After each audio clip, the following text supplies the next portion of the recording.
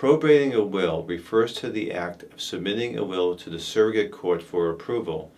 Probating a will is not a simple matter and is almost always accomplished by retaining the services of an experienced estate attorney. The person with a will is known as the testator. All of the person's property, both real estate and personal property, is known as the estate of the testator. In the will, the testator names an executor to administer the estate after the testator's death. The executor can be an individual, a bank, a trust company, or an attorney. If the person named as the executor is a woman, she is known as the executrix. The executor or executrix has many responsibilities and may get paid a fee for his or her service. The fee is often waived if the executor is a close family member. It is the responsibility of the executor or executrix to follow the wishes of the testator as stated in the will and to administer the assets of the estate accordingly. The executor must identify and locate all of the testator's assets and debts.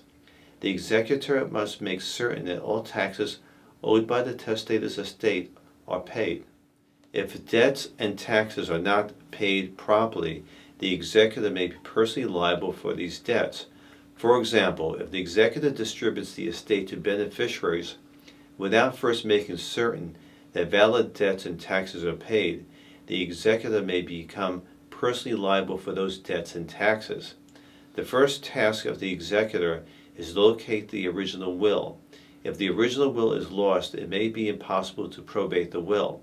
At the very least, it would be much more difficult to probate anything other than the original will. The next task is for the executor to file the will with the surrogate court along with the completed lengthy petition. In addition, the executor must file a certified copy of the death certificate and pay a filing fee. All beneficiaries under the will must be notified that the will is being probated.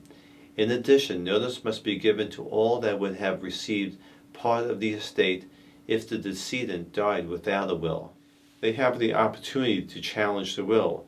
To successfully challenge the will, the challenger must prove that the testator was either not competent or was under undue influence when making the will. If there are no challenges, or if the challenges are unsuccessful, the will will be admitted to probate, which means that it will be approved by the court.